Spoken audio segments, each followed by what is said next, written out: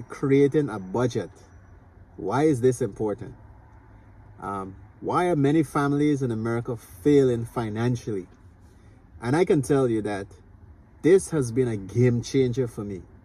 I mean, a game changer. If it wasn't for budgeting, if I didn't budget my paycheck, I would have still been living paycheck to paycheck.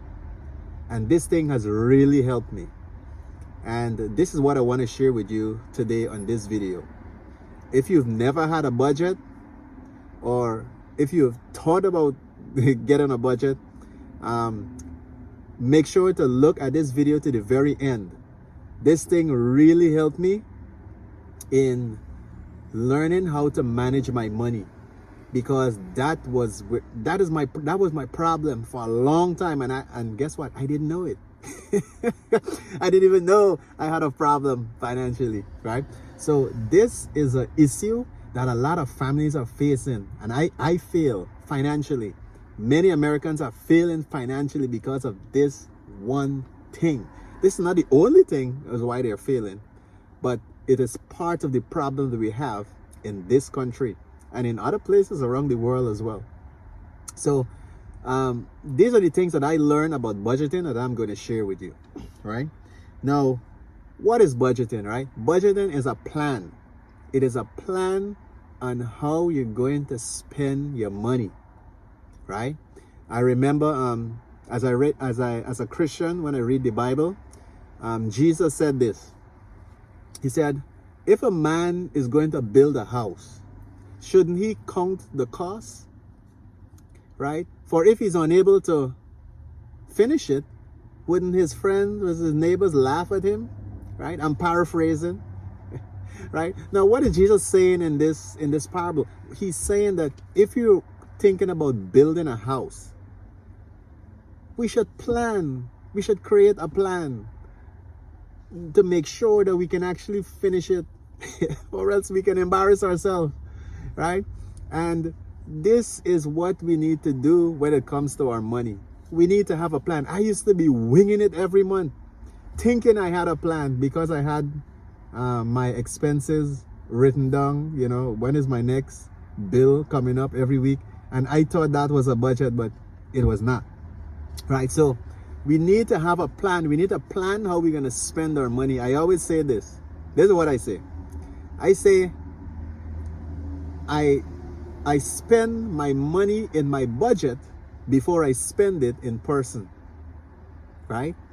Let me say that again. I spend my money in my budget before I spend it in person, right? What I'm saying is that we need to have a plan. I plan how I'm going to spend my money. I said, this amount is going to go here. This amount is going to go there. That amount is going to, this is how I do it every week, every month, right? And this has been a game changer when it comes to my finances, right? So planning how to spend your money, that is what a budget is, right? That's what a budget is. And next thing about a budget is this. If you see me looking down, it's because I'm reading some notes. Is about, you see, budgeting gives you financial data that you would miss. You would miss if you don't write it down. You would miss it. Let me explain.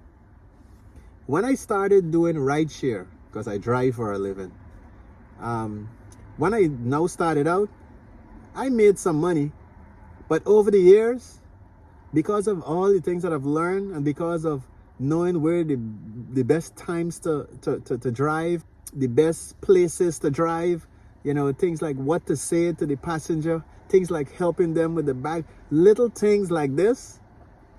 Because of that, I'm able to make more money now than back then, right? Over the years, I'm able to gather up as much information as I could, and then I'm able to make better decisions on where to work, when to work, what to say to maximize my finances, right? And this strategy of gathering as much data as possible helped me to make more money than somebody who is now starting. We could work the same hours and I would make much more money than them. I have to move from here because the sun is coming up. Yes, all right, so I just moved. The information that you will be able to gather from your budget will help you to make better financial decisions. And this is a game changer when it comes to your finances. Let me explain. Take a look at this. I sketched this out so that I give you a glimpse of what my budget looks like. This is not my budget. This is just an example. But I'm going to give you a glimpse of what my budget looks like. And you will notice that in this example budget sheet that I have here, you'll notice the expenses, you'll notice debt, and you'll notice the miscellaneous items, right? Now, if you should add up the amount of money from my expenses, and then all the money from debts, and then the money for the miscellaneous item, which is the flat screen TV, you will notice that I was spending more money than I was making, way exceeding my income. Now, I would always, you can always miss this because you're not tracking your expenses. You know, there's a saying that I love to say, you cannot manage what you can't track. You see, if I had a budget and know my limitations, know my restrictions, knowing that, okay, now all these things are taken care of, I cannot spend more than this, I would have been able to make a better decision in not buying that flat screen TV. But because if you're not tracking your expenses, you could make rookie mistakes like this and cause yourself to get into debt and end up paying interest and losing more money, because interest is just wasting money. So this is just a little example why getting a lot of information from your budget is so important. It helps you to make better financial decisions, right? So let's continue. The next thing I want to look at, we're going to talk about organizing our finances. Why is it important to organize our finances? Now, I said this before, but I'm going to say it again. Now, I actually had something that looked like a budget, right? And it basically tells me what is my next bill that is coming up. Where's a car loan, you know, utilities. And every week I make sure that I know when the bill's coming up so I can be able to pay them, right? Now, I considered that a budget at the time. Now, that is really not a budget. That just tells me when my payments are coming up.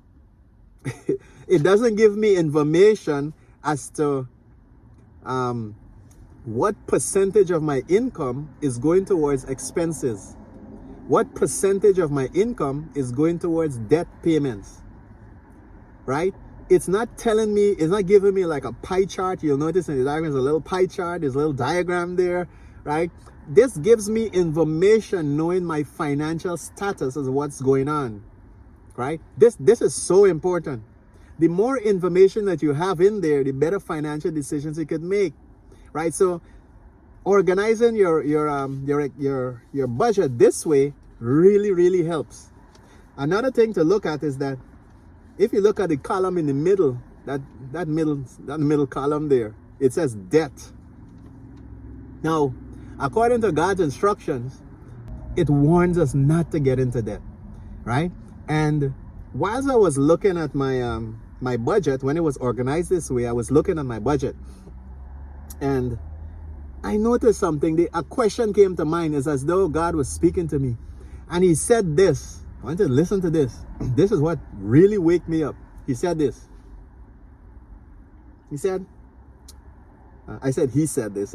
It's a thought came to mind, but I'm thinking it must be the Holy Spirit speaking here. What if you didn't have any debt at all? Now, you will notice it says 4,800 is my paycheck. And when you add up my expenses and my debts, it goes up to like just over 4,600. So I just have maybe about $100 and something left over, right?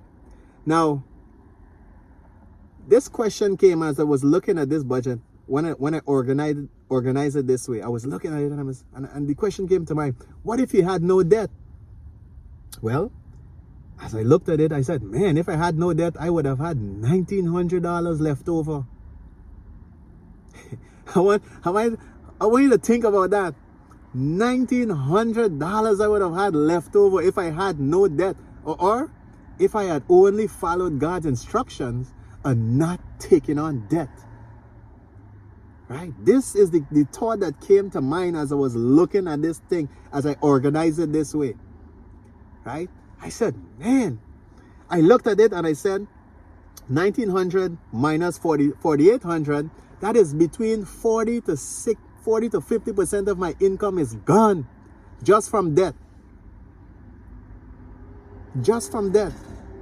40 to 50% of my income gone just from debt. But the question is, what if you had no debt? Answer, I would have had $1,900 remaining from my paycheck. And then this next question came. This one was amazing. This question was amazing. This question was life-changing. It says this: if you had been doing this 10 years ago, how much money would you have had in your savings account? Let's say it's a high yield savings account and we're getting a 5% return on this money. How much money would you have had if you have been putting this $1,900 into a savings account? Man, I gave the numbers to ChatGPT, and Chat told me this. It would have been over $300,000. I think it was hundreds of thousands. It was a lot of money at a 5% return over 10 years, right? I said, man, all this money I would have had if I been, instead of taking on debt, if I was saving my money, I would have had all this money in my bank account, plus all these things that I have here, the 2 car loans, I would have paid for them in cash and still have a whole lot of money left back. If I was doing it God's way, in not getting into debt, but save my money and then buy it. This is what changed my finances forever. And I noticed immediately what was the problem. The problem was the amount of debt that I owe. So now that I was able to get rid of this debt, I have money left over. I have money left over. I could put money every week into my savings account because I have money left over. Debt is what kept me in a paycheck to paycheck cycle for a long time, right? So organizing your finances, what I'm saying, organizing your finances this way, oh man, it is amazing what you'll see. So if you can get a piece of paper and just the way it is and write it down this way and put in your information, that will put me on to the next point I want to talk about, which is tracking your finances.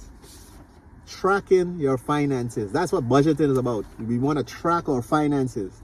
So I'm going to put up this spreadsheet here again, and I want you to take a look at it again. And if this is the first time you're thinking about creating a budget and you're going to create a budget this way, this is how you do it. This is how I did it. So what I did was, you can actually go back to your bank statements and you can just fill in all the information here as you see it. You put in your own information, how much you pay for rent last month, get everything that you've paid for last month, put it in here.